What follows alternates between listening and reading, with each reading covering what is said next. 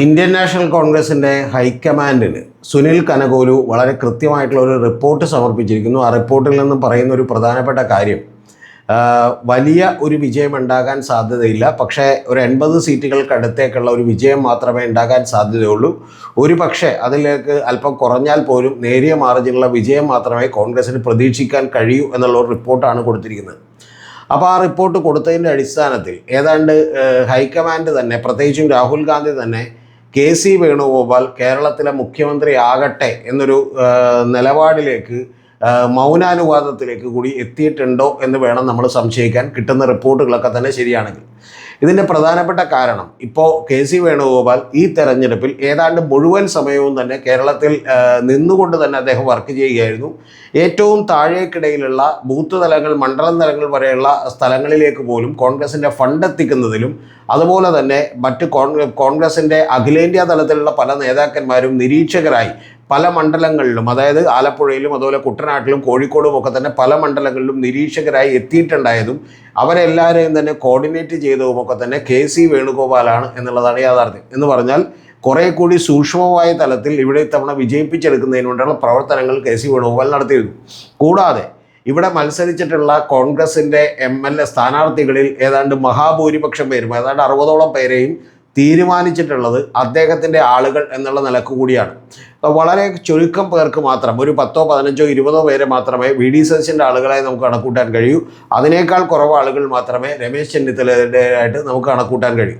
രമേശ് ചെന്നിത്തലയുടേതായിട്ട് കിട്ടിയിട്ടുള്ള ആളുകൾ, ഇപ്പം അബിൻ വർക്കി ആണെങ്കിലും അല്ലെങ്കിൽ അത്തരത്തിലുള്ള ചില ആളുകളാണെങ്കിലും അവർക്ക് ജയിക്കുമോ എന്നുള്ളത് പോലും നമുക്കറിയില്ല. ഇപ്പോൾ ഉദാഹരണത്തിന് ജോസഫ് വാഴക്കിന് സീറ്റ് കൊടുക്കാൻ രമേശ് ചെന്നിത്തലയ്ക്ക് കഴിഞ്ഞില്ല.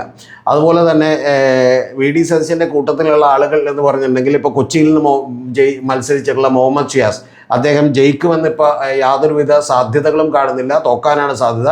കാരണം അവിടെയുള്ള ചില പ്രത്യേക സാഹചര്യങ്ങളിൽ പ്രചരണം പോലും കൃത്യമായി നടന്നില്ല എന്നുള്ളതാണ് കോൺഗ്രസ് പാർട്ടിയുടെ വിലയിരുത്തൽ. പിന്നെ പൊന്നാനിയിൽ നിന്ന് മത്സരിക്കുന്ന നൗഷാദ് അലിയെ പോലെയുള്ള ആളുകളൊക്കെ ജയിക്കാനുള്ള സാധ്യതകളൊക്കെ തന്നെ വളരെ വിരളമാണ്. അപ്പോൾ അതുകൊണ്ട് തന്നെ മിക്കവാറും ഇതിനകത്ത് ജയിച്ചു വരുന്ന ആളുകളൊക്കെ തന്നെ കെ.സി. വേണുഗോപാലിനെ സപ്പോർട്ട് ചെയ്യുന്ന ആളുകളായിരിക്കും എന്നാണ് നമ്മൾ പ്രതീക്ഷിക്കേണ്ടത്.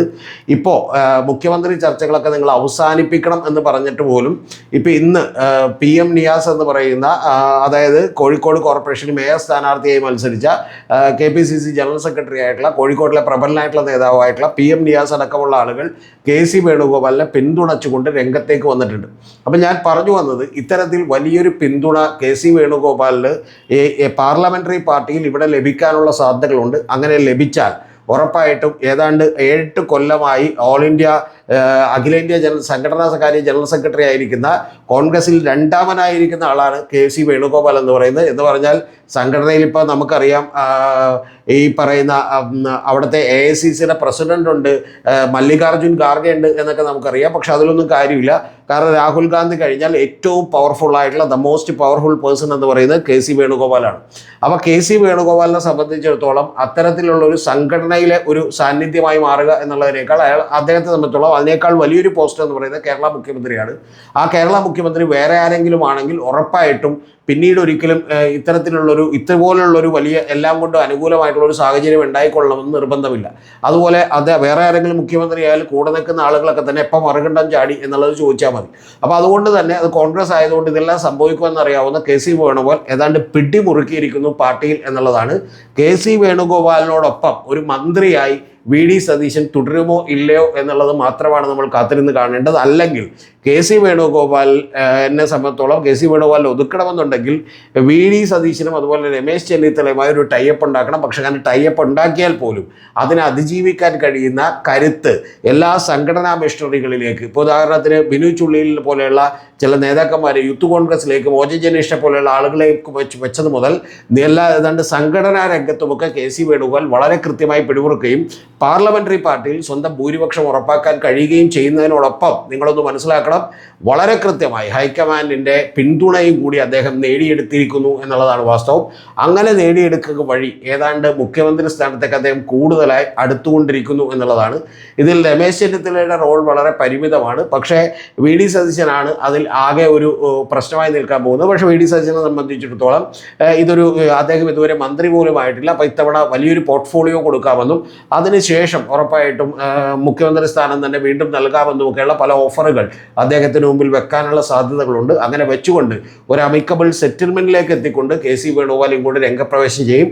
ആ രംഗപ്രവേശം ചെയ്യുന്നതിന് മുമ്പ് ഇവിടെ തന്നെ സ്ഥാനാർത്ഥികളുടെ ഇടയിൽ വലിയ പിടിവലിയാണ് എന്ന് പറയുന്ന ഒരു ധാരണ ജനിപ്പിക്കുകയും ഒരു കോംപ്രമൈസിങ് കാൻഡിഡേറ്റ് ആയിട്ട് വളരെ നിർബന്ധമായിട്ടുള്ള ഒരു സാഹചര്യം ഇവിടെ സൃഷ്ടിക്കപ്പെടുകയും ചെയ്യുമ്പോഴായിരിക്കും അദ്ദേഹത്തെ വിളിക്കൂ എന്ന് പറയുന്ന ഒരു അവസ്ഥയിലായിരിക്കും അദ്ദേഹം ഇങ്ങോട്ട് വരിക. കാരണം അങ്ങനെ അല്ലാതെ വന്നാൽ ഇരിക്കൂറിൽ നിന്ന് സജീവ് ജോസഫിനെ രാജിവെപ്പിക്കുകയും കൂടാതെ ആലപ്പുഴയിൽ നിന്ന് വീണ്ടും ഒരു ബൈ ഇലക്ഷൻ ഉണ്ടാവുകയൊക്കെ ചെയ്താൽ അത് വലിയ ഡാമേജ് ഉണ്ടാകുമെന്ന് അദ്ദേഹത്തിന് അറിയാം. അതുകൊണ്ട് K. അടക്കമുള്ള നിരവധി ആളുകളെ കൂട്ടുപിടിച്ചുകൊണ്ട് വലിയൊരു നേതാക്കളുടെയൊക്കെ തന്നെ പ്രത്യേകിച്ചും MP-മാരുടെ എല്ലാം തന്നെ വലിയ പിന്തുണ നേടിയെടുക്കുന്നതിലുമൊക്കെ തന്നെ KC വേണുഗോപാൽ വിജയിച്ചിരിക്കുന്നു. അത്തരത്തിലുള്ള ഒരു സാഹചര്യമാണ് കേരളത്തിലേക്ക് ഉരുത്തിരിഞ്ഞ് വന്നിരിക്കുന്നത് എന്നുള്ളതാണ് എനിക്ക് നിങ്ങളോട് പറയാനുള്ളത്.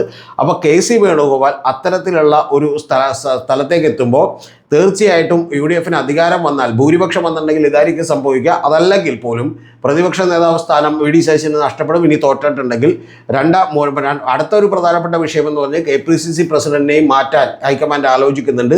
KPCC പ്രസിഡന്റായി സണ്ണി ജോസഫ് ഇത്രയും കാലം ജോലി ചെയ്യുകയായിരുന്നു. അദ്ദേഹത്തെ മാറ്റിക്കൊണ്ട് അദ്ദേഹത്തിന് ഒരു മന്ത്രിസ്ഥാനം കൊടുത്തുകൊണ്ട് അദ്ദേഹത്തെയും KPCC പ്രസിഡന്റ് സ്ഥാനത്ത് മാറ്റുകയും KPCC പ്രസിഡന്റായി ബെന്നി ബെഹനാനെ വെക്കാൻ തീരുമാനിക്കുകയും ചെയ്യും. അങ്ങനെ KPCC പ്രസിഡന്റായി ബെന്നി ബെഹനാനെ വെക്കാൻ തീരുമാനിക്കുന്നതിലോടുകൂടി ഗ്രൂപ്പിന്റെ പക്ഷത്തുള്ള ഒരു 10, 12, 15ഓളം വരുന്ന MLA-മാരുടെ പിന്തുണ കൂടി കൃത്യമായി നേടിയെടുക്കാൻ KC വേണുഗോപാലിന് കഴിയുകയും ചെയ്യും എന്നുള്ളതാണ് യാഥാർത്ഥ്യം. എന്ന് പറഞ്ഞാൽ എല്ലാ തരത്തിലുള്ള സാധ്യതകളും ഇപ്പോൾ വിരൽ ചൂണ്ടുന്നത് വലിയ പോസിറ്റീവായി സൈഡിലേക്ക് നിൽക്കുന്നത് KC വേണുഗോപാലിനാണ് എന്നുള്ളതാണ് യാഥാർത്ഥ്യം. VD സതീശൻ മുഖ്യമന്ത്രിയാകുന്നതിനൊന്നും എനിക്കൊരു എതിരഭിപ്രായമില്ല. അദ്ദേഹം നന്നായി വർക്ക് ചെയ്ത ഒരാളാണ്. ഉപതെരഞ്ഞെടുപ്പുകളിലും അതുപോലെ തന്നെ പാർട്ടിയെ നയിച്ചിട്ടുള്ള ഒരാളാണ് എന്നൊക്കെ സംശയമില്ല. പക്ഷെ പ്രധാനപ്പെട്ട ഒരു കാര്യം KC ഇത്തരത്തിൽ എല്ലാ ഭാഗങ്ങളിലും പിടിമുറുക്കുകയും തന്ത്രപരമായിട്ടുള്ള ചില ടൈഅപ്പുകൾ ഗ്രൂപ്പ് അടക്കമുള്ള ആളുകളുമായിട്ട് ഉണ്ടാക്കാൻ ശ്രമിക്കുകയും ചെയ്യുന്നു. കൂടാതെ ഇനി വരാനിരിക്കുന്ന ഒരു 5-8 ദിവസങ്ങൾ കൊണ്ട് തന്നെ കേരളം മുഴുവൻ ബിൽഡ് ചെയ്യാൻ പോകുന്ന ഒരു നരേറ്റീവും അതിനുശേഷം കോൺഗ്രസ് അധികാരത്തിൽ വരികയാണെങ്കിൽ നാമമാത്രമായി ഭൂരിപക്ഷം ഉണ്ടാകുന്ന കോൺഗ്രസിനകത്ത് കിടക്കാൻ പോകുന്ന അടിയുമൊക്കെ തന്നെ വളരെ കൃത്യമായി എങ്ങനെ ഉപയോഗപ്പെടുത്തണമെന്ന് പറയുന്ന പ്ലാനിങ്ങിലേക്കും പദ്ധതികളിലേക്കും KC പക്ഷം കടന്നിരിക്കുന്നു.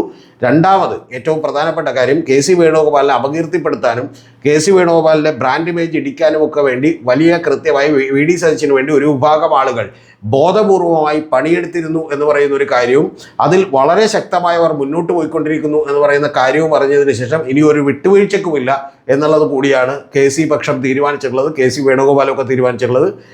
ഹൈക്കമാൻഡും ഇത്തരത്തിൽ സാഹചര്യങ്ങൾ ഏതാണ്ട് ഒരു അനുകൂലമായിട്ടുണ്ടെങ്കിൽ KCയെ പിന്തുണക്കാനാണ് സാധ്യത എന്നുള്ളതാണ് നമുക്ക് ഡൽഹിയിൽ നിന്നും അറിയാൻ കഴിയുന്ന വിവരം.